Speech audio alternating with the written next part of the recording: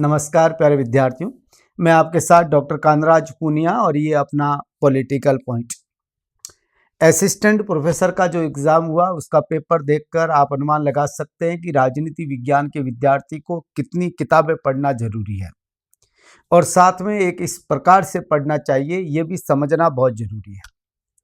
और ये सिर्फ सभी समझ इसलिए नहीं आती कि हम भाषण लंबे लंबे दें, बल्कि इससे आती है कि पेपर कैसा आया है और पेपर को पढ़ने का तरीका क्या आपका ठीक होगा, तब आप सही तरीके से पेपर कर पाएंगे।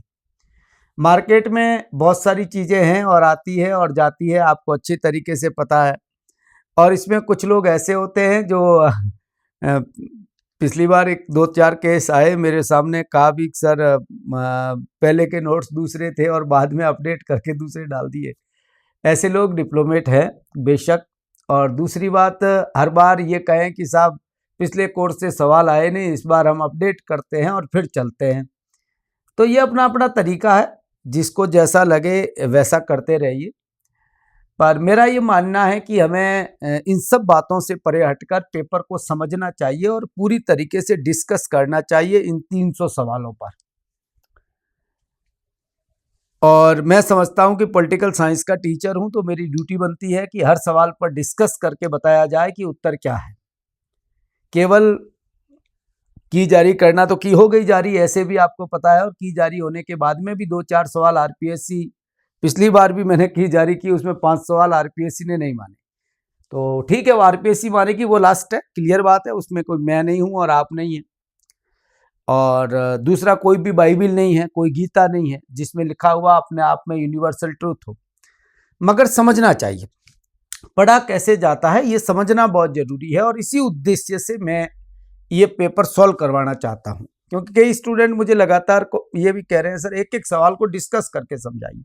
केवल की से हमारा क्या मतलब, हम तो स्कूल लेक्चर की तैयारी कर रहे हैं और ये क्लास जो मैं ले रहा हूं ये केवल स्कूल लेक्चर के विद्यार्थियों के लिए है। बाकी जो सेकंड ग्रेड की तैयारी कर रहे हैं या और कोई एग्जाम की तैयारी जिसमें कर रहे हैं, असिस्टेंट प्रोफेसर, यूजीसी नेट वगैरह कर रहे हैं, तो ठीक है, ये देखें आराम से, नहीं तो देखने की जरूरत नहीं है। डाटा खर्च होगा, वो डाटा का ही रील पे यूज करोगे तो ज्यादा काम आएगा, है ना। तो मैं जनरली उनके लिए बात कर रहा हूं जो असिस्टेंट प्रोफेसर, स्कूल लेक्चर या यूजीसी नेट की तैयारी कर रहे हैं पॉलिटिकल साइंस से, उनको ये समझना चाहिए। पिछले वीडियो में मैंने 20 तक सवालों की बात कर ली। 21वां सवाल यह है कि भारत में जाति आधारित आरक्षण, बहुत अच्छी तरीके से आप जानते हैं, जाति आधारित आरक्षण की बात आते ही क्लियर कट मैटर ये आ जाता है कि मंडल आयोग और मंडल केस से पूर्व की जो बातें हैं, यानी 1978 के बाद की राजनीति जो है उसको समझना जरूरी होता है। उसके राजनीतिक निहिता अर्थों के बारे में निम्नलिखित कथनों पर विचार करना है।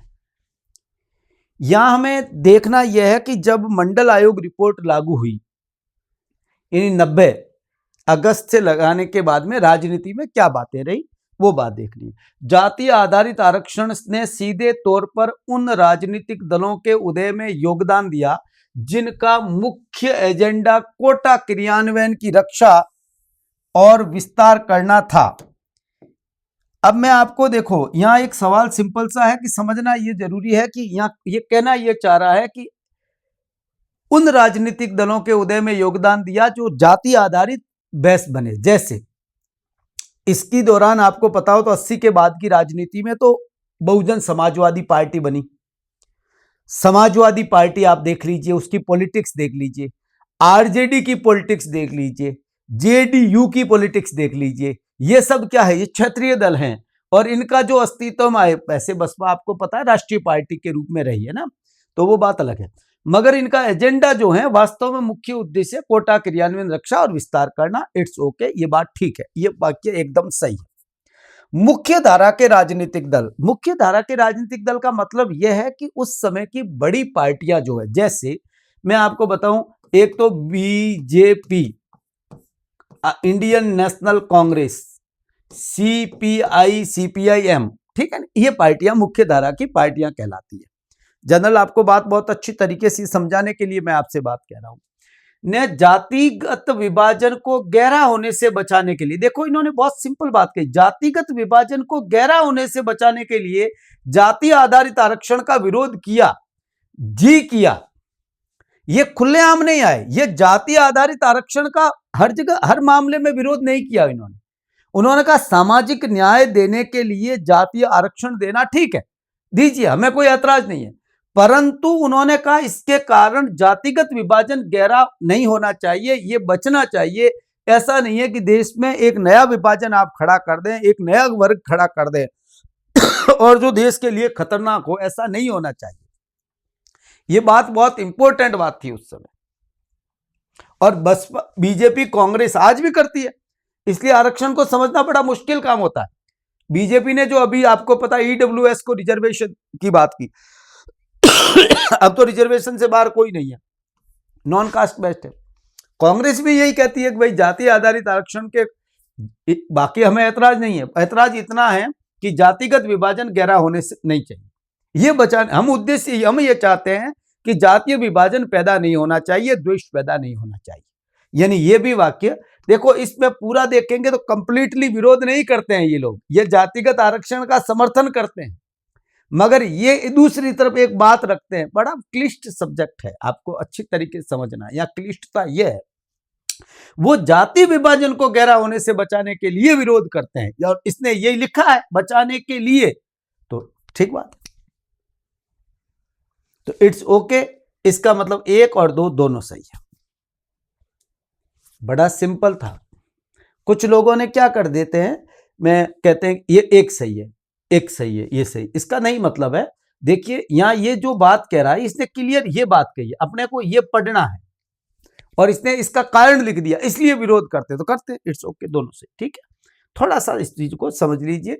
और जातीय आरक्षण को मैंने बहुत बढ़िया तरीके से मंडल आयोग के 16 आर्टिकल 4 का पूरा 3 घंटे का वीडियो, उसके बाद में मैंने जातीय प्रैक्टिकल राजनीति, मंडल आयोग की राजनीति बढ़िया तरीके से समझाया, बीजेपी ने कैसे विरोध किया, किस प्रकार से मंडल और कमंडल की राजनीति चली, ये बात मैंने बहुत अच्छे से समझाई है, पढ़ाई है, और अच्छी तरीके से आप देख लेना कितना बढ़िया तरीके से इस टॉपिक को समझाया गया है, कितना अच्छी तरीके से पढ़ाया गया है। और उसके बाद में भी लोगों ने ये समझा कि भाई विरोध किया, ये किया, तो फिर अलग बात है। निम्नलिखित विद्वानों में से किसने अपनी पुस्तक origins of dictatorship and democracy, किस प्रकार से उत्पत्ति हुई डिक्टेटरशिप की और डेमोक्रेसी की उत्पत्ति कैसे हुई है, यहां इसका आगे ये लिखा होता है ना, सोशल ओरिजिन, सामाजिक उत्पत्ति, शब्द ये ठीक रहता, यहां आगे होना चाहिए था सोशल, मगर इन्होंने कोई बात नहीं।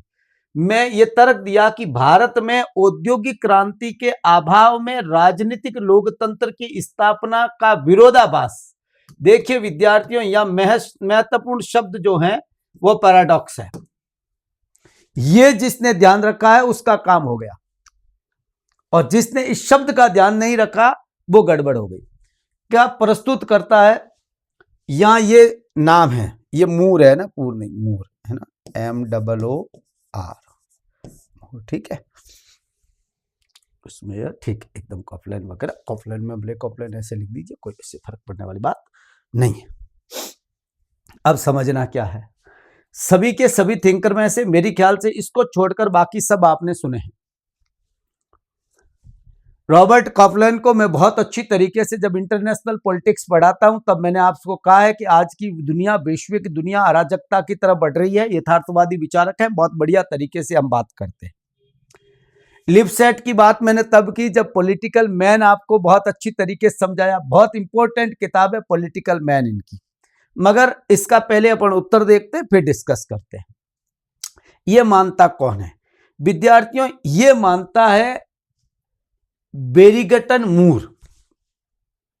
लिपसेट भी ऐसी बात करता है, मगर पैराडॉक्स की बात नहीं करता। पैराडॉक्स की जो बात करने वाला है, विरोधाभास की जो बात करने वाला है, ये शब्द जो है ये यूज कर रहा है, ये कर रहा है मूर।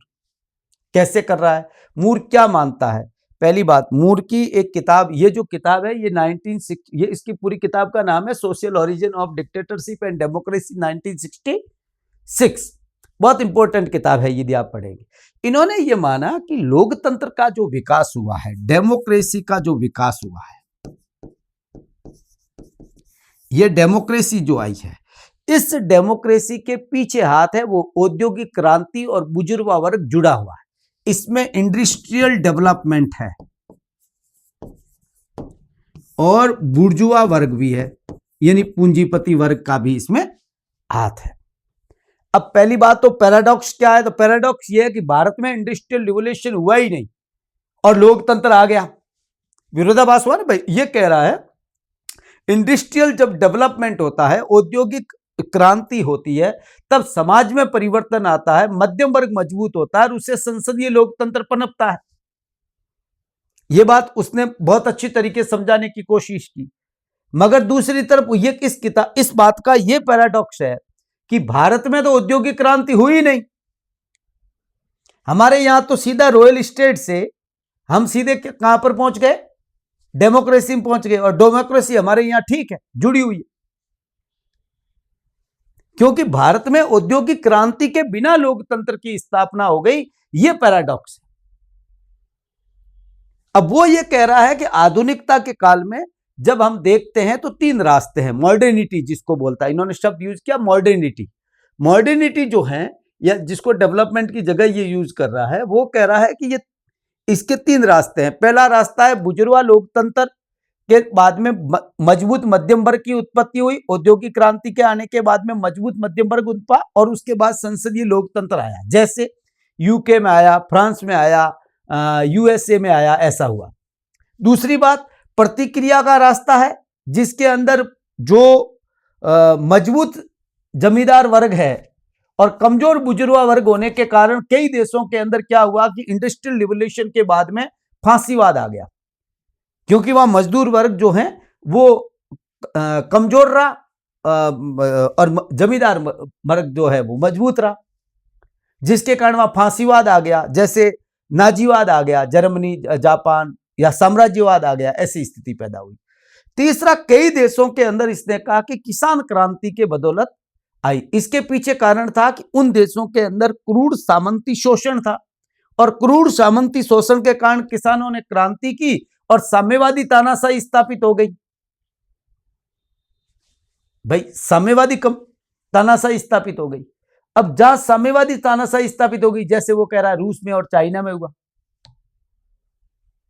पर भारत इसका अपवाद है। वो कह रहा भारत इसलिए अपवाद है, पैराडॉक्स एंड ऑफ डेमोक्रेसी इसलिए है, ये शब्द यूज कर रहा है, पैराडॉक्स ऑफ डेमोक्रेसी इसलिए है क्योंकि ना तो औद्योगिक क्रांति हुई और ना ही यहां पर कोई कमजोर बुर्जुआ वर्ग की स्थिति, बुर्जुआ वर्ग भी यहां कमजोर नहीं हुआ, फिर भी यहां डेमोक्रेसी स्टेब्लिश हो गई। ये अपने आप में एक अलग बात है, एक अलग संकेत देती है। ये बात जो है, ये कहने वाला आदमी बेरिगटन मूर है।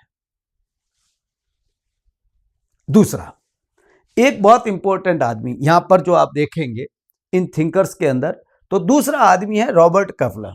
रॉबर्ट कपलन आप देखेंगे इंटरनेशनल पॉलिटिक्स में पढ़ना, जिन्होंने एक किताब लिखी है कमिंग एनार्की। बहुत इंपॉर्टेंट बात है। कमिंग एनार्की का मतलब है आधुनिक दुनिया अराजकता की तरफ बढ़ रही है, हम अराजकता की तरफ जा रहे हैं। जियोपॉलिटिक्स से जुड़ा हुआ आदमी है ये। और इन्होंने बहुत इंपॉर्टेंट एक बात कही कि दक्षिणी चीन सागर जो है वो एशिया प्रशांत क्षेत्र के अंदर एक प्रकार से कॉल्ड्रन हो गया। कॉल्ड्रन का मतलब होता है उबलता हुआ कढ़ा बन गया है। अब प्रेजेंट टाइम में वहां पर जबरदस्त प्रतिस्पर्धा दक्षिणी चीन सागर में आप देखेंगे, समुद्री हितों की रक्षा के लिए, मार्ग के लिए, ऊर्जा संसाधन के लिए राष्ट्रवाद पनप रहा, एक तरफ चाइना, एक तरफ जापान, आप अच्छी तरीके से देखते हैं वहां पर, तो वो स्थिति पैदा हो गई है। इसलिए उन्होंने कहा कि जो 21वीं सदी आएगी, कैपलॉन कह रहा है 21वीं सदी जो है, ये 2014 की किताब है उनकी, है ना, एशिया एक उबलता हुआ कड़ा जो है, वो बात उन्होंने 2014 में इन्होंने कही। इन्होंने कहा कि जो दक्षिणी चीन सागर के बाद में ये स्थिति जो बन रही है, ये दिखाती ये है कि 21वीं सदी वास्तव में वो सदी है जहां पर समुद्री भू राजनीति निर्णायक होगी। जिसका समुद्र पर अधिकार होगा वो ही अपने आप को दुनिया में स्थापित कर पाएगा। और ये अराजकतावादी आदमी इसलिए हम कह रहे हैं यथार्थवाद है। और आपको पता है यथार्थवादी लोग ये मानते हैं कि अंतरराष्ट्रीय स्थिति जो है वो अराजकता की स्थिति है। यहाँ पर कोई सिस्टम नहीं है, कोई ऐसा नहीं है कि आप कोई सरकार नहीं है इंटरनेशनल, यूएनओ वगैरह, ये तो एक आदर्शवादी संस्थाएं बना रखी है। ये कैप्लॉन को अपन वहां पर पढ़ते हैं, रॉबर्ट कैप्लॉन को। तो ये तो जियोपॉलिटिक्स से साथ जुड़ा हुआ आदमी, इसको तो यहाँ आपको कहीं देखने की बात नहीं है। लिपसेट जो है वो सोशियोलॉजिस्ट आदमी, बहुत इंपॉर्टेंट ये आदमी है। और मैंने बहुत अच्छी तरीके से जब थियोरी पढ़ाई आपको उस समय भी कहा, और बहुत अच्छी तरीके से समझाने की इनकी किताब का नाम है पॉलिटिकल मैन। याद रखना है पॉलिटिकल साइंस के स्टूडेंट को, जो पढ़ रहा है उसको मैं आपसे बता दूं, सबसे इंपॉर्टेंट किताब पॉलिटिकल साइंस के विद्यार्थी को पूछी जाती है तो ये पूछी जाती है और पूछी जाएगी। इनकी थियरी क्या है? इनकी थियरी है मॉडर्नाइजेशन थियरी ऑफ डेमोक्रेसी। लोकतंत्र के आधुनिकता का सिद्धांत जो है वो इसका इंपॉर्टेंट कॉन्सेप्ट है लिपसेट का। Some social request of democracy, कुछ सामाजिक आवश्यकताएं हैं लोकतंत्र के लिए, जरूरी है, जिसके कारण ये लोकतंत्र स्थापित हो सकता है। ये बात उन्होंने कही। उन्होंने कहा जब आर्थिक विकास, ये वैसी बात करेंगे, देखिए एक बैरिगेटन मूर की तरह ये बात करते हैं, मगर बैरिगेटन मूर ये कहते हैं कि औद्योगिक क्रांति से ऐसा हुआ। ये कहता है कि जब आर्थिक विकास होगा, पॉलिटिकल डेवलपमेंट होगा, तो सीधी सी बात है वहां की सामाजिक परिस्थितियां पैदा करेगा, और जब सामाजिक परिस्थितियां जो बनेगी वो लोकतंत्र के अनुकूल होगी तो चेंज हो जाएगा। यानी पहले क्या होगा, ये लिपसेट कह ले, पहले इकोनॉमिक डेवलपमेंट होगा। जब इकोनॉमिक डेवलपमेंट होगा तो सोशली चेंज होगा, और सोशली चेंज होगा तो डेमोक्रेसी जो है वो स्टेब्लिश होगी, यानी डेमोक्रेसी जो है स्थापित हो जाएगी। ये एक तरीका है स्थापित होने का। पहले क्या चाहिए? Economic development. ये भी क्या कह रहा है? ये भी एक बात देखें तो ये औद्योगिक क्रांति की बात कर रहा है, बात वैसी की वैसी कर रहा है, कोई अलग बात कर नहीं रहा है। अब यहां बात है कि इकोनॉमिक डेवलपमेंट से मतलब क्या है? औद्योगिक, इनका मतलब औद्योगिकरण है। इकोनॉमिक डेवलपमेंट का मतलब क्या है? औद्योगिकरण है, शहरीकरण है, शिक्षा है, इनकम है। सीधी सी बात है, ये आगे बढ़ेगी तब होगा। सोशल चेंज का मतलब क्या है? जब ये होगा, देखो औद्योगिकरण से सबसे बड़ा क्या फायदा हुआ? आपसे कोई कहे, पॉलिटिकल साइंस के, समाज में एक मध्यम वर्ग पैदा हुआ। सबसे बड़ा सामाजिक जो चेंज, पहले दो वर्ग काम चला, औद्योगिकरण के बाद में कार्ल मार्क्स इसलिए फैल रह गया क्योंकि मध्यम वर्ग की उसने परिकल्पना नहीं की, और मध्यम वर्ग को पैदा किया औद्योगिक क्रांति। मध्यम वर्ग के बाद में उस मध्यम वर्ग की राजनीति में भागीदारी पनपी, धीरे धीरे आपको पता है आर्थिक आधार पर वोट देने का पावर मिला, धीरे धीरे सार्वभौमिक मताधिकार आया। तो राजनीतिक भागीदारी क्या है? एक सोशल चेंज है। सहिष्णुता बढ़ी। भाई मध्यम वर्ग आने से समाज में जो बाकी बंधन है, जो ट्रेडिशनल जाति वर्ग धर्म संप्रदाय के जो है वो कमजोर हुए, सहिष्णुता बढ़ी।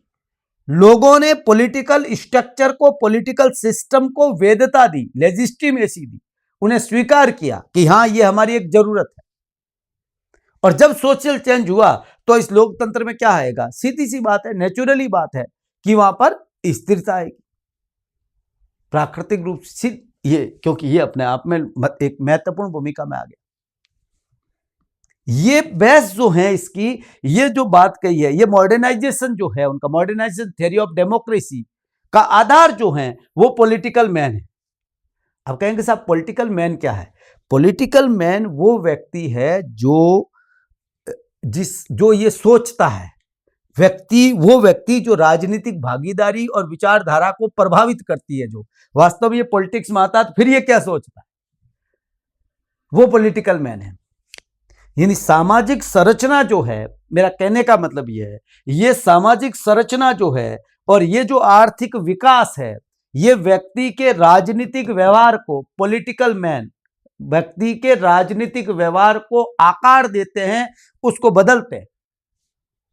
अब ये वाक्य पूछ लेंगे पॉलिटिकल मैन क्या है? पॉलिटिकल मैन का मतलब है कि जो आर्थिक विकास और सामाजिक परिवर्तन है वो व्यक्ति के विचारों को अपना एक अलग आकार देते हैं, और वो आकार जो है वो इस लोकतंत्र में स्टेबिलिटी पैदा करते हैं, स्थिरता पैदा करते हैं। लोकतंत्र का मॉडर्निटी आती है, विकास होता है। और देखो इसका चेंज है, ये होगा development, social change, democracy and modernity, फिर मॉडर्निटी की तरफ बढ़ेंगे। व्यवहार में देखो सामाजिक वर्गों की अलग सोच पैदा होती है, एजुकेशन सिस्टम बदल जाता है। आप देखिए धर्म पेशा, उसका अपना एक आधार है। व्यक्ति की राजनीतिक भागीदारी, विचारधारा सब कुछ प्रभावित करते हैं। तो political man, what is political man? Political man is political behave, democracy and modernization का संयुक्त जो रूप है वो पॉलिटिकल मैन है। राजनीतिक विचार जो कहता है ये बात। अब यहां एक सवाल है, लिपसेट ने भी इंडिया के बारे में क्या कहा? भाई अपने को तो इंडिया, सवाल तो इंडिया का है, समझना तो इंडिया तक आना है। इंडिया के बारे में यह कहा, लिपसेट के इस थ्योरी को इंडिया चुनौती देता है। इंडिया यह कहता है, इंडिया में स्थिति देखें तो भारत जैसे गरीब देश में लोकतंत्र का होना, जहां पर आपको पता है मध्यम वर्ग मजबूत नहीं है, कोई ऐसी स्थिति भी नहीं है, कम औद्योगिकरण हुआ है, औद्योगिकरण भी नहीं हुआ है, गरीबी बहुत है, आय कहां बढ़ी? हमारे यहां तो कोई इनकम वगैरह तो नहीं बढ़ी, सीधी सी बात है। तो गरीबी है, कम औद्योगिकरण के बाद में भी भारत में लोकतंत्र कायम है। तो इसका मतलब हुआ कि ये जो लिपसेट थ्योरी दे रहा है, मॉडर्नाइजेशन थ्योरी ऑफ डेमोक्रेसी जो दे रहा है, ये तो गलत है। तो लिपसेट ये कहता है कि भारत जो है वो एक्सेप्शन है। क्या है? भारत एक एक्सेप्शन है। भारत जो है एक अपवाद है,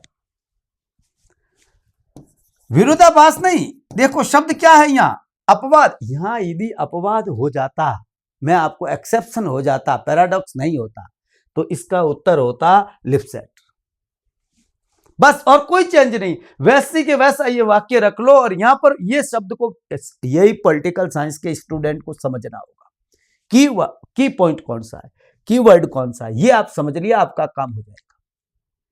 तब इन्होंने कहा, लिपसेट ने कहा कि भारत जो है वो भारत विरोधाभास नहीं है। भारत कोई, इसमें भारत का कोई ऐसा नहीं है कि कोई गलत, मेरी थ्योरी गलत है, गलत नहीं है मेरी थ्योरी, बल्कि भारत एक अपवाद है। लिपसेट खुद लिखता है कि भारत एक अपवाद है, ये मेरा सिद्धांत को पूरी तरीके से गलत नहीं करता है, ये गलत नहीं करता है, केवल अपवाद है। ये वाक्य आ जाता, लोकतंत्र की स्थापना का अपवाद प्रस्तुत करता है, ऐसा हो जाता तो इसका उत्तर लिपसेट हो जाता। यानी लिपसेट क्या बोलता है? एक्सेप्शन। मूर क्या बोलता है? पैराडॉक्स। उत्तर क्या है? यहां क्या पूछा है? अपवाद है, विरोधाभास, विरोधाभास। क्लियर बात है। अब कुछ लोग अलग, देखो मैं किसी, अब कहूंगा ना तो मेरे एक सबसे बड़ी प्रॉब्लम है, मैं बोल देता हूं और फिर लोग बच्चों को कईयों के क्या, एक स्वामी भक्ति पन्ना जैसी दाई जन्मी और कटे हैं, शीश गया पर पग नहीं मोड़िया है। फिर ऐसी स्वामी भक्ति है, अंधविश्वास, फिर मैं उसमें कईयों के हार्ट हो जाते हैं, लोग हार्ट हो जाते हैं, मुझे बहुत बुरा लगता है कि हार्ट क्यों हो जाते हैं। तो मैं किसी को हर्ट नहीं करना चाहता, मैं तो बड़े दिल से बात करता हूं, मन से बात करता हूं, मेरे को जैसा लगता है मैं वैसी बात करता हूं, मेरा एक सोचना है, ठीक है ना। अब आप कहेंगे साहब ये कौन है? डी रुचमेयर, ये यूएस के राजनीतिक समाजशास्त्री है, इसको अपने को ज्यादा पढ़ने की जरूरत, आपके जो मेरे ख्याल से स्कूल लेक्चर वाले हैं उनको देखने की जरूरत नहीं है। फिर भी ध्यान रहे तो इन्होंने एक बहुत इंपॉर्टेंट बात ऐसी कैसी कही, कैपिटलिज्म, डेवलपमेंट एंड डेमोक्रेसी।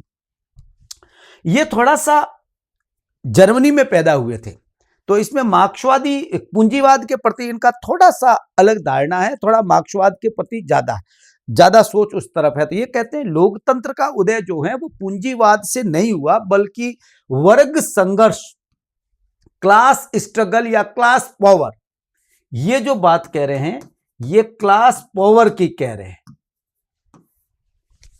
जो वर्ग संघर्ष है, वर्ग शक्ति है, वो शक्ति संतुलन से होता है। डेमोक्रेसी का उदय पूंजीवाद से नहीं हुआ, बल्कि वर्ग संघर्ष और शक्ति संतुलन से होता है। यानी क्लास पावर रिलेशंस की बात कर रहे हैं। किसकी बात करते हैं? Class power relation. ये बात जो है, ये बात रुचमेयर करते हैं। यानी ये कहता है कि जमींदारी व्यवस्था जब कमजोर होती है, सीधी सी बात है, क्लास पर इसके अंदर दूसरा किसान और मजदूर मजबूत होता है और राज्य की स्वायत्ता बढ़ती है, ऐसी स्थिति आती है, वो डेमोक्रेसी की तरफ बढ़ती हुई स्थिति है। इसलिए इस थियरी को कई बार कहा जाता है, तो कोई ध्यान रख सकते हो तो रखना, क्लास पावर रिलेशनशिप थ्योरी किसकी है, या class power theory of democracy किसकी है, class power theory of democracy किसकी है, एक्सेप्शन थ्योरी ऑफ डेमोक्रेसी किसकी, पैराडॉक्स ऑफ डेमोक्रेसी क्या है। तो ये चीज इंडिया के रिलेशन की मैं आपने बात के संदर्भ में बात करें तो ये थोड़ी सी बात को ध्यान में रखना है, तो आपका काम बहुत अच्छे से हो जाएगा। ऐसे इन्होंने कोई स्वतंत्र रूप से, मुझे नहीं याद है, रुस्मेर की कोई किताब है, इन्होंने जो ये किताब लिखी वो स्टीफेंस के साथ में लिखी थी, तो वो अलग बात है कि अपन जब बड़े विस्तृत करेंगे, नहीं तो सवाल आपको पता है अपन पूरे कर नहीं पाएंगे और लास्ट में लगेगा कि साहब आपने तो पेपर सॉल्व करवा रहे हो, फिर ज्यादा ही लंबा हो जाता है ना, तो या नहीं आगे बढ़ता। ठीक है, कथनों पर विचार करना है। कांग्रेस पार्टी और भारतीय जनता पार्टी के लिए पिछली शताब्दी यानी 20वीं शताब्दी में राजनीतिक भर्ती से संबंधित चुनौतियां अलग अलग थी। ठीक बात है, कांग्रेस के लिए अलग राजनीतिक भर्ती मतलब मेंबरशिप, पॉलिटिकली मेंबरशिप बढ़ाने की बात है, उसको राजनीतिक भर्ती कहते हैं अपन, है ना। तो चुनौतियां अलग अलग थी। भाजपा के लिए यह चुनौती बड़े पैमाने पर गुटबाजी से आई, भाजपा में गुटबाजी हावी रही, ये कहने का मतलब। और आपको बता दूं इसके पीछे रीजन था वो आरएसएस एंड नॉन आरएसएस का कारण था। कुछ लोग सीधे कैडर बेस्ड पार्टी है, बीजेपी जो कैडर बेस्ड पार्टी है, इसके पीछे बहुत बड़ा हाथ है वो राष्ट्रीय स्वयंसेवक संघ का है, सांस्कृतिक समूह है जो अपने आप बीजेपी का कोई, आप ये सोच लीजिए, मैं आपको बता दूं आइडियोलॉजिकली बीजेपी जो सोच स्थापित है, अपने आप को कभी बीजेपी को भ्रम हो गया ना, उस दिन बीजेपी खत्म हो जाएगी। संगठन पीछे जो काम कर रहा है वो एक सांस्कृतिक संगठन काम कर रहा है, आरएसएस वो इनको कैडर देता है। एक कहीं भी बीजेपी का आदमी खड़ा हो जाता है तो उसके आसपास में यदि आरएसएस साथ में है तो ही वो है, नहीं तो नहीं है। मगर ये उस समय स्थिति रही दसवें, क्योंकि नॉन आरएसएस आदमी थे और उनकी हालात क्या हुई, जसवंत सिंह जी वगैरह वगैरह आप सब जानते, कहने की जरूरत नहीं। अलग अलग थी, गुटबाजी आई। जबकि कांग्रेस के लिए राज परिवारों का प्रभाव से उत्पन्न, आपको बड़ी स्पेशल बात बता दूं, कांग्रेस के साथ में जबरदस्त राज परिवारों का हाथ रहा स्टार्ट में। कई लोगों को यह भ्रम रहता है, यहां भ्रम यह रहता है कि सब राज परिवार बीजेपी के साथ थे, वो हमारे यहां राजस्थान में थोड़ी सी स्थिति बदल गई थी स्टार्ट में कि राम राज्य परिषद आ गई थी, तो उन्होंने क्या है कि अपनी स्थिति को कुछ राज परिवारों को सपोर्ट किया। फिर स्वतंत्र पार्टी जो कांग्रेस से अलग हुई, आपको पता है, वो राज परिवार उनके साथ चले गए कुछ। मगर स्वाई मान सिंह जैसे लोग, हनुमंत सिंह जी आपको पता है निर्दलीय चुनाव लड़े, ऊंट चुनाव छिना था जिनका, जोधपुर के महाराजा माधवराव सिंधिया कांग्रेस के रहे, है ना, माधवराव जी के बेटे कांग्रेस के थे, अभी आपको पता है वो बीजेपी में गए।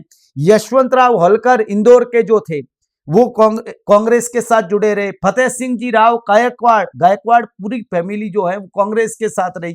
बेगम आबिदा जो भोपाल की सुल्ताना थी, आपको जानकारी हो, बेटी थी उनकी, भोपाल के हबीबुल्ला खां की बेटी थी, जिन्होंने कहा था उसने कि आप भारत में रहिए मैं पाकिस्तान चला जाता हूं, बाद में वो कांग्रेस की मेंबर रही, है ना। यादवेंद्र सिंह जैसे लोग जो कांग्रेस के साथ रहे, तो ये कांग्रेस के साथ राज परिवारों का अच्छा रिश्ता था। ऐसी बात नहीं है कि कांग्रेस केवल, हमारे यहाँ हम सामान्य स्तर पर राजपूत और जाट की राजनीति में ये चीजें जरूर भूल जाते हैं, ठीक है। तो ये बहुत सही वाक्य है, मुझे तो सही लगा भाई, क्लियर बात है, अपन मैं जो है अपने आप में सही। राजस्थान में दबाव समूह प्रेशर ग्रुप अविकसित है, संस्थागत दबाव समूह नहीं है। राजस्थान के अंदर जातीय गुट है, एक प्रकार से वीक प्रेशर ग्रुप कल्चर है, यहां क्लियर बात है। राजस्थान के अंदर हमारे यहां वीक प्रेशर ग्रुप कल्चर चलती, ये है हमारी संस्कृति राजस्थान की। है रुडोल्फ जैसे लोग जो है उनकी राजस्थान की अच्छी स्टडी है और उन्होंने ये बात को बहुत अच्छी तरीके से कही है। राजनीतिक परिदृश्य में पर उसका प्रभाव, उसका सीमित प्रभाव है। अब सीमित तो नहीं है, मगर जब ये स्थिति इनकी ये है कि भाई ये लोग ज्यादा मतलब पावरफुल है नहीं, और जब पावरफुल नहीं है तो अपन ये तो कहने में रह गए भाई कुछ चीजें कैसे काम करती है, मगर जाट राजपूत की पॉलिटिक्स यहाँ रहती है, एक जाति के आधार पर देखें तो वो ठीक है, मगर ये वाक्य प्रेशर ग्रुप अविकसित है और राजनीतिक परिदृश्य में इसका प्रभाव, उनका प्रभाव सीमित प्रभाव है, ये भी ठीक लगा मुझे। ये दोनों ही वाक्य सही हैं और सही भी हैं, इट्स ओके, ये कोई क्लियर गड़बड़ करने की जरूरत ही नहीं है। नागरिक समाज संगठनों द्वारा भारत में अधिकार आधारित राजनीति के गहन उबार को वीएस नॉयपॉल साहब, आपको पता हो तो अप्रवासी एक प्रवासी भारतीय है जो भारत में नहीं रहते, बाहर रहते हैं, ट्रिनिडाद में रहते हैं, जो उन्होंने किस तरह से इनका भारत अधिकार आधारित राजनीति के गहन उबार के बारे में क्या बात कही। उन्होंने एक बात कही कि भारत में छोटे छोटे असंख्यक ऐसे बने हुए, जाति के आधार पर, वर्ग के आधार पर, धर्म के आधार पर, भाषा के आधार पर, अधिकार के आधार पर, ऐसे छोटे छोटे बहुत सारे हजारों की संख्या में, लाखों की संख्या में क्या बन चुके हैं, एक समूह बन चुके हैं जो प्रतिरोध करते हैं। वो प्रतिरोध की बात कही उन्होंने, कोई क्रांति ऐसी तो कोई बात कही नहीं, वो प्रतिरोध करते रहते हैं और इस प्रकार की व्यवस्थाएं जो है भारत में है। इसलिए भारत जो है वो नीचे से ऊपर की तरफ बढ़ रहा है, उन्हें भारत की ऐसी बात नहीं है। और आपको पता 2001 में इन्हें नोबेल पुरस्कार भी मिला था वीएस नॉयपॉल साहब को। हमें तो गर्व है इसलिए कि बढ़िया बात है। तो ये इनका मतलब है मिलियंस म्यूनिटीज, म्यूनिटीज का मतलब होता है प्रतिरोध। 1990 में किताब लिखी थी इंडिया ए मिलियन म्यूनिटीज नाउ, इसकी किताब का नाम है, और इन्होंने ये शब्द यूज किया था। ये आपको पता है ग्राम्स्की का शब्द है, ये रजनी कोठारी का शब्द है, और ये तो आपको पता है डेवलपमेंट के साथ पब्लिक प्राइवेट पार्टनरशिप जो है ये तो साथ में उनके जुड़ा हुआ है। ये गैर दलीय राजनीति के रजनी कोठारी से कह दीजिए, ये ग्राम्स्की जैसे लोग बात करते हैं। ये मिलियंस म्यूनिटीज जो बात कही ये किसने कही, वीएस नॉयपॉल साहब ने कही। ये नॉयपॉल साहब की किताब का नाम भी है जो 1990 में लिखी गई थी, है ना। ऐसे आपको बता दूं इन्होंने इंडिया की पॉलिटिक्स की प्रारंभिक स्टडी जो है वो बहुत अलग तरीके से, एन एरिया ऑफ डार्कनेस उनकी किताब है 1964, जिसमें भारतीय राजनीति की निराशाजनक तस्वीर को भी उन्होंने पेश किया। ऐसी बात नहीं है कि उन्होंने कोई, और मेरे ख्याल से इस सवाल के आने के पीछे रीजन भी हो सकता है कहीं न कहीं ये रहा हो, मिलियन म्यूनिटीज उनकी बड़ी ये अच्छी मतलब ध्यान रखने वाली बात है। ऐसे ये सवाल मैंने नहीं पढ़ाया है ना, ये सवाल मेरे पढ़ाए हुए से नहीं आया। सेड नो मोर ब्लड आंदोलन, नागालैंड पे मैंने 5 वीडियो बनाए और बहुत अच्छे से देख लीजिए आप, तो आपको ये मेरी बोलने में, नोट्स में नहीं, जब मैं क्लास में पढ़ा रहा हूं तब मैंने आपको ये बात कही है नागालैंड के बारे में, है ना। जब नागालैंड के वीडियो में नो सेड नो मोर ब्लड, और खून नहीं, सीधी सी बात है। यानी अहिंसावादी एक आंदोलन है, मीजो हमें इचे इच इखोंग पावल ने शुरू किया, नहीं किया, यह है आगामी नई दोनों आगामी जो है इस लीडर है उसने ये शुरू किया था, शांतिवादी आंदोलन था। तो ये पहला हो गया गलत। दूसरा है आंदोलन मुख्य चिंताएं सशस्त्र नहीं, सशस्त्र यानी अफसफा जो है armed forces special power act 1958 जो बनाया गया था उसकी बात कर रहे हैं, मगर इससे इनका लेना देना नहीं। राज्य में शांति सुरक्षा की बात ये जरूर कहते हैं। तो ये दोनों ही वाक्य गलत है, ना ये और ना ये, उत्तर होगा 3, ठीक है ना। ये नागालैंड का आंदोलन है। एक तो बात ये ध्यान रखना है आपको अच्छी तरीके से, जो नागालैंड के अंदर एक आंदोलन बना था, नागा मदर एसोसिएशन बनी थी, उसने ये चलाया था, नागा मदर एसोसिएशन का ये आंदोलन, और अहिंसावादी है, शांतिवादी है। तो इसको थोड़ा सा आपको ध्यान में रखना है। भारतीय राजनीति में गठबंधनों के प्रकारों के संबंध में निम्नलिखित कथनों पर विचार करिए। बहुत पढ़ाया इस सवाल को, बहुत, मेरे ख्याल से कहीं ऐसा नहीं रहा, किसी ने कोई कह भी नहीं सकता कि भाई ये नहीं पढ़ाया हो। कार्यकारी गठबंधन एग्जीक्यूटिव अलायंस क्या है, या कोयलेशन, इन्होंने शब्द यूज किया है, मैं देख लेता हूं, कोयलेशन किया है ना, कोयलेशन गठबंधन। औपचारिक रूप से कैबिनेट में शामिल होने वाली पार्टियां, उसके सदस्यों को मंत्री परिषद के विभिन्न स्तरों पर मंत्री बनाया जाता है। ठीक बात है, ऐसा ही होता है भाई। आप जब सरकार में शामिल होते हैं, सरकार में गठबंधन, कार्यकारी का मतलब सरकार में गठबंधन का मतलब यह है सरकार में आप भागीदार होते हैं, सरकार में आपके मंत्री बनते हैं, दूसरी पार्टियों के मंत्री बनते हैं। विधायी का मतलब यह होता है कि सरकार में आप मंत्री नहीं बनाते हैं, जबकि असेंबली के अंदर सरकार की नीतियों का आप सपोर्ट करते हैं, जैसे आपने देखा वीपी सिंह की सरकार में सीपीआई के ज्योति बसु साहब ने और लालकृष्ण आडवाणी साहब जो बीजेपी के नेता अध्यक्ष थे, उन्होंने बाहर से समर्थन दिया। बाहर से समर्थन देना जिसको आप कहते हैं, बाहर का मतलब है हम इसमें नहीं होंगे, बाहर से समर्थन का मतलब है इसमें नहीं होंगे, हम जब असेंबली में बात आएगी, पार्लियामेंट के पटल पर बात होगी, तब हम आपकी नीतियों को सपोर्ट करेंगे। व्यापक होते हैं जिसमें पार्टियां शामिल होती हैं और औपचारिक रूप से कैबिनेट शामिल हुए बिना संसदीय मंच पर सरकार का समर्थन देती है, इट्स ओके, ये दोनों सही है।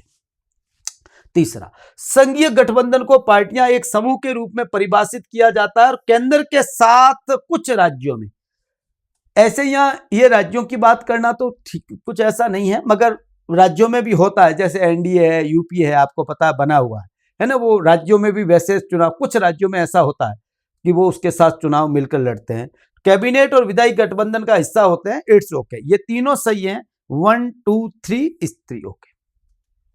लास्ट वाला थोड़ा सा मुझे डिस्टर्बेंस इसलिए लगता है, कुछ राज्यों में, राज्यों की बात का कोई जरूर नहीं है, मगर ये सही है लगभग, इस वाक्य में कोई इतना मुझे ऐसा नहीं लगता। निम्नलिखित में से किस विद्वान ने तर्क दिया कि भारतीय दल नौकरशाही संगठन के पश्चिमी और आधुनिक रूपों और स्वदेशी प्रथाओं और संस्थाओं के साथ सहभागी राजनीति का एक अनूठा मिश्रण दर्शाता है? ये सभी हिंदुस्तान के बारे में स्टडी करने वाले लोग हैं। जॉबोस ने भी की, क्रिस्टोफर लॉ ने आपको, जेफर लॉ आपको मैंने बहुत अच्छी तरीके से कहा, रजनी कोठारी की तरह स्टडी करते हैं, और ये भी ऊपर वाला ऐसी बात कर रहा है। माइनर विनर की स्टडी हमारी बहुत अच्छी तरीके से आपको पता है ना, जाति धर्म और संस्कृति के राजनीति जाति और धर्म की स्टडी है। पॉल ब्रॉस की भी जाति और धर्म की राजनीति की स्टडी है। यानी ये चारों ही लोग भारत के बारे में स्टडी करने वाले व्यक्ति हैं। जॉबोस जो हैं उन्होंने हिंदू राष्ट्रवाद की बहुत अच्छी तरीके से बात कही। ये हिंदू राष्ट्रवाद शब्द कोई ऐसा नहीं है आप एक जगह से लेकर बैठ जाएं कि यहाँ बीजेपी के, जोड़ते हैं जरूर है। जैसे जेफर लॉ को आप देखेंगे तो इन्होंने ये कहा बीजेपी के बारे में कि बीजेपी जो है वो वास्तव में हिंदू राष्ट्रवाद की तरफ बढ़ती है, उनका मूल उद्देश्य हिंदू राष्ट्रवाद ही है, हिंदू राष्ट्रवाद की एक वाक है। इन्होंने कहा ये बीजेपी जो है हिंदू राष्ट्रवाद की एक वाक है, आगे ले जाने वाली है, जो ये काम करती है, और इसमें आरएसएस और बीजेपी का गठजोड़ है वो यहाँ पर एक काम करता है। जेफर लॉ की बहुत अच्छी किताब मैंने कल सॉल्व करा रहा था तब मैंने, और जेफर लॉ पढ़ाया मैंने जाति की राजनीति के साथ में, जिसमें उसकी किताब इंडिया साइलेंट रिवोल्यूशन, मौन क्रांति, बहुत अच्छी तरीके उन्होंने कहा जाति जो है वो लोकतंत्र को कमजोर नहीं करती, लोकतंत्र को मजबूत करती है। एक इनकी किताब है पॉलिटिकल चेंज इन इंडिया, उसमें भी उन्होंने बात कही। इनकी कांग्रेस के प्रति यह सोच है कि कांग्रेस जो है वो बहुसांस्कृतिक और धर्मनिरपेक्ष सेक्युलर पार्टी के रूप में है, जबकि क्षत्रिय दल जितने भी हैं वो सबके सब कैसे हैं, जातीय दल हैं। तो कहने का मतलब जेफर लॉ ये कहता है कि भारतीय राजनीति में धर्म और जाति का जबरदस्त प्रभाव है। माइनर विनर जो व्यक्ति हैं ये बहुत अलग प्रकार के हैं और सीधी सी बात है, इनको अपन पढ़ते ही हैं। पार्टी पॉलिटिक्स इन इंडिया बहुत इंपॉर्टेंट किताब है। इंडियन पैराडॉक्स इनकी एक किताब है, बहुत इंपॉर्टेंट किताब है, तो इनको पढ़ते हैं। ये मानते हैं कि बीजेपी जैसे दल है ये कांग्रेस जैसे, बीजेपी तो जो है वो जातिगत आधार और धार्मिक आधार है, जबकि कांग्रेस एक राष्ट्रवादी आधार वाली पार्टी है, ऐसा माइनर विनर मानते हैं। मगर ये ऐसा कहीं नहीं मानते कि भारतीय दल नौकरशाही संगठन के पश्चिमी और आधुनिक रूपों की स्वदेशी प्रथाओं और संस्थाओं के सहभागी राजनीतिक अनूठा मिश्रण है। ये बात जो मानता है विद्यार्थियों, ये पॉल ब्रॉस मानता है। ये बहुत इंपॉर्टेंट व्यक्ति है पॉल ब्रॉस। इसका उत्तर 4 होगा। भारतीय श्रमिक आंदोलन के संदर्भ में रुडोल्फ एंड रुडोल्फ की शब्दावली इनवैल्यूटेड प्लूरलिज्म, बहुलवाद, बहुत इंपॉर्टेंट ये कॉन्सेप्ट है, और ये उन्होंने अपनी एक किताब लिखी थी विद्यार्थियों, लक्ष्मी, इन परस्यूट ऑफ लक्ष्मी, बहुत इंपॉर्टेंट किताब है। उसके अंदर ये इन्होंने बात कही थी। इनवैल्यूटेड का मतलब क्या है? पहली बात तो यह है, इनवैल्यूटेड का मतलब यह है कि वो बहुलवाद जिसके अंदर राज्य डोमिनेंट है, यानी स्टेट डोमिनेटेड बहुलवाद, राज्य